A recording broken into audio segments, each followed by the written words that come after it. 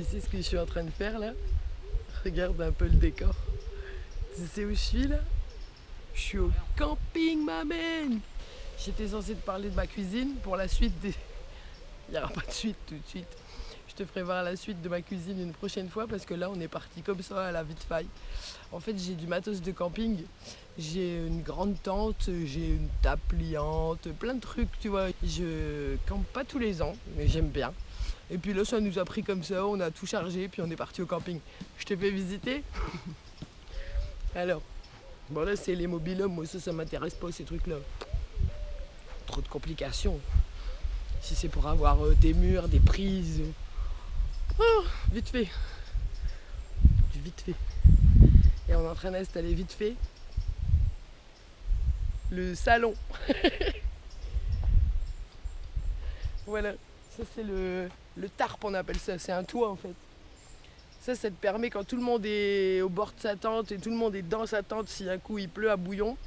Toi t'es là-dessous avec ta table et t'en as rien à foutre qu'il pleut en fait. C'est génial. Et là, bah pour l'instant il n'y a rien. Et puis on te fera voir ça tout à l'heure. Ça avance. Ça pousse une tente, hein. Ça va vite finalement. En fait, il faut juste mettre les bonnes barres dans les bonnes barres et puis foutre la toile par au-dessus et puis c'est réglé. Là, ils sont en mode sardine. Tout à l'heure. Et ben voilà, au final, je suis déjà revenue. En fait, j'ai campé une nuit. Mais ce que je voulais, c'était pas camper. Ce que je voulais, c'était tester cette tente. La tente que tu as vue là, la grande tente bleue. C'est une pote qui m'a offert cette tente qui est en fait une énorme pièce dans laquelle tu peux attacher 3 chambres. Une grande chambre de 3, une petite chambre de 2 et une grande chambre de 3. Donc en fait, c'est une tente de 8 personnes. Si vraiment il pleut et que tu dois zipper toute la partie à l'avant où il n'y a pas de tapis de sol, avec la table et tout, et être à 8 là-dedans, c'est pas possible. Maintenant, j'irai jamais à 8, donc je m'en fiche. Mais on est 5. Et je pense que cette tente, elle va encore faire un bon petit bout de chemin. Là, je vois quoi pour dans 15 jours, 3 semaines, quelque chose comme ça. Parce qu'en fait, les grands sont en Espagne. Là, mon petit bout est venu avec moi, une pote nous a rejoints. Et on s'est éclaté. Parce qu'en fait, le truc, c'est qu'on était au vert. Je sais pas, il y a peut-être des autres expressions vachement mieux que ça pour dire ça, mais on était au calme. On entendait les feuilles des arbres voler. Les voisins étaient super calmes. Le soir, nous et nos 2 voisins, mais il y avait de la place, hein. Mais quand même, on les entendait un peu. On a tous fait un feu, chacun a fait un petit feu. C'était une ambiance, t'as pas ça chez toi, tu vois, n'importe où, t'as pas ça chez toi. Et donc il faut camper, il faut bouger pour avoir ça. Et il y a même un voisin qui avait une espèce de... Je sais pas ce que c'est. Au début je pensais que c'était une guitare, mais non, c'est un truc super grand.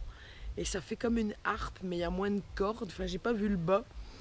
Et il était dans son délire de musique, de relaxation et tout. C'était trop marrant. On a parlé avec personne parce qu'en fait, on n'a pas vu de français, on n'a pas vu d'anglais. On a vu que des Belges et des Hollandais. Je t'explique, on a campé à 10 km de chez moi. Je suis bien en France, hein, mais au bout de ma rue, c'est la Belgique. Et donc, à 10 km de chez moi, on tombe sur des Belges et des Hollandais qui n'ont absolument pas envie de faire voir, qui comprennent le français, qui parlent le français. C'est un peu comme ça par ici, mais bon, c'est tout. C'est pas ce qui m'a dérangé après la mentalité ici, les Flamands, les Wallons, les histoires, Belgique, France, c'est bon quoi, on les a vus depuis tout petit. C'est pas le sujet du tout, ça je m'en tape. Mais je préfère quand même quand on cause avec des gens, quand on découvre leur façon de camper à eux et tout et tout. Maintenant sur une nuit, franchement, enfin voilà, on n'était pas là pour voir du monde. Qu'est-ce que je peux te dire encore sur le camping ? J'avais oublié un truc essentiel, une spatule en bois. Parce que je supporterais pas de cuisiner que dans des petits machins faits exprès pour le camping. Donc je prends toujours ma poêle, je prends toujours ma casserole. Et je me suis retrouvée qu'avec des ustensiles en inox. Et franchement, c'était les boules. Il y a des trucs que j'ai oubliés avant en camping, du style des pinces à linge, du style une lessive, n'importe laquelle, mais soit que tu réduis toi-même dans une petite boîte, ou soit un truc qui est déjà dans un petit contenant. Liquide ou poudre, ça on s'en tape royalement, ça lave. c'est pas le sujet non plus. Mais avant j'oubliais tout le temps ça, voilà, des pinces à linge, de la lessive, des torchons à vaisselle, des trucs comme ça, et ça j'oublie plus. Par contre ouais, là j'ai oublié la spatule en bois, heureusement que je suis pas partie une semaine parce que j'aurais été en acheter une. Et donc voilà, on a testé cette tente, je suis trop happy. J'ai envie de bouger. ça fait un petit moment que j'en parle là, sur cette chaîne. J'ai envie de bouger, j'ai envie de voir du pays, j'ai envie de faire un tour de France, puis un tour d'Europe, et puis peut-être un peu plus large après. Mais pour ça, premièrement, il faut des pépettes. Il faut, voilà, pour voyager, à moins de prendre ton sac sur ton dos, de partir à pied et de faire la manche à tous les coins de rue, ça va être un peu compliqué. Et il faut aussi prévoir. Et ça, prévoir, c'est chiant. Parce que là, tu te rends compte que, tu sais, j'ai regardé là vite fait pour des campings, pour début août. Si tu cherches un camping avec piscine, c'est mort. C'est mort, mort, mort. Ils sont tous pleins depuis youhou. Donc il faudra voir plutôt rivière, bord de mer, d'autres trucs pour jouer avec l'eau. Et où c'est pas forcément chloré. Ça va être même plus sympa, je pense, le côté aventure, on a bien aimé. Ah ouais, en parlant du côté aventure, tu verras, je vais mettre encore quelques photos. On a campé dans le bois. Donc en fait, c'est dans le camping, mais c'est un petit peu... C'est le pourtour en fait si tu veux du camping. Il y a deux côtés pour les tentes. Il y a un côté où c'est des emplacements, des petits carrés comme ça avec chacun sa prise, c'est pas beau. Et il y a le bois.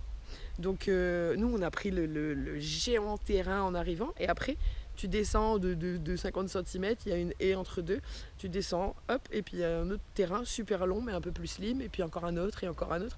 Nous on a pris le grand parce qu'en fait c'est le premier qu'on a vu en arrivant, mais on avait largement de la place pour jouer au foot et tout. J'ai jamais vu un terrain aussi grand pour une tente, à moins que ce soit comme dans certains campings, un grand terrain pour toutes les tentes, et là tu as de la place ou pas, ça dépend s'il y a du monde ou pas en fait.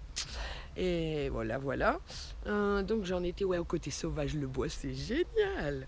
C'est génial, ça veut dire que de l'emplacement même, qui est grand pour un emplacement, mais qui est pas non plus, tu vois, de cet emplacement, on avait plusieurs accès pour aller au milieu des arbres, au milieu de rien, au milieu de la nature. Enfin, c'était un petit chez nous pendant un petit moment. Et ça, c'est... Donc, j'avais commencé à te parler de ma cuisine. Et j'avais dit que j'allais t'en reparler. Et puis finalement, je t'ai pas montré les meubles du bas parce qu'on est parti. Et je sais pas si je vais te les montrer tout de suite. C'est à toi de me dire, dis-moi s'il y a des trucs dont j'ai parlé jusque maintenant et qui t'ont, tu vois, s'il y a un truc qui te dit, putain, j'aimerais bien qu'elle m'en dise un peu plus là-dessus.